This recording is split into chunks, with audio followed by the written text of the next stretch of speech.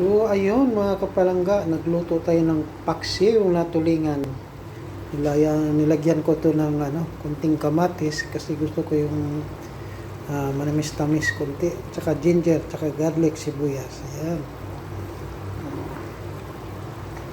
Tsaka dito, may pinakuluan din tayong sinabawang baka. Masarap yan mamaya.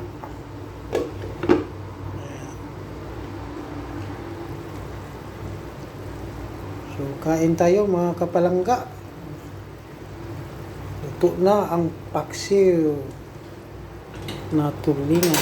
Tsaka nilagyan ko to ng konting hipon. Pangpalasa. Ayan.